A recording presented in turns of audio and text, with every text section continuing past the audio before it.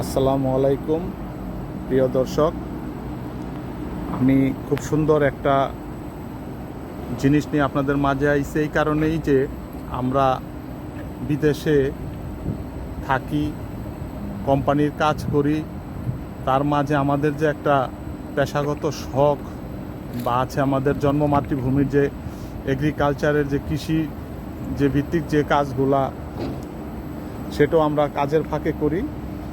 এবং দেখেন আমাদের ভাই নাহিদ, আমার কলিগ, উনি নিজের হাতে গাছগুলা রোপণ করছে এবং সেই গাছের যে পরিচর্যা কিভাবে করতে হয় সেটা খুব সুন্দরভাবে তার জানা আছে এবং সে করতেছে। এবং সব সময় এই জিনিসগুলো সে করে। এবং এটা হলো ভেন্ডি গাছ, ঢেঁড়স গাছ। প্রচুর পরিমাণে ঢেঁড়স হয়েছে গাছে, খুব সুন্দর। এটা কিন্তু এই বিল্ডিংয়ের 9 তলার উপরে, দেখেন ক্যানরিজ হসপিটালের 9 তলার উপরে খুব সুন্দর একটা দৃশ্য। এখানে অন্যান্য গাছ আছে, সেটার সাথে এটা প্রায় 20-25 তলা বিল্ডিং আমাদের এই মেডিকেল সেন্টার। এইখানে নাহিদ এত সুন্দরভাবে এই জিনিসগুলো করছে। এখন পরন্ত বিকেল, এই বিকেলে নাহিদ দেখেন কি সুন্দর গাছের পরিচর্যা করতেছে, কত সুন্দর লাউ হয়েছে, দেখতে খুব সুন্দর। এখানে আরেকটা লাউ কত সুন্দর ফুল হইতেছে এখান থেকে। এবং কিভাবে পরাগায়ন কিভাবে করে সেটা আমি অতটা বুঝি না, কিন্তু নাহিদ এটা খুব ভালো বুঝে।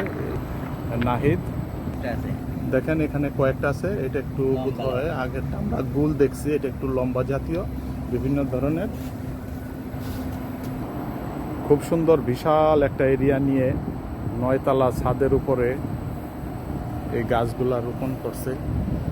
আজকে আমাকে ইনভাইট করছে, কিছু ঢেঁড়স আমাকে দিবে এবং কিছু লাউয়ের ডুগা দিবে। এই কারণে আমি আসছি এটা দেখার জন্য এবং খুব সুন্দর উপভোগ করলাম। আচ্ছা, এখন এই ব্যাপারে আমরা নাহিদের সাথে কথা বলবো, এই কাজগুলা করে নাহিদ কি আনন্দ পায় এবং কি করে সেটা আমরা নাহিদের কাছ থেকেই শুনি।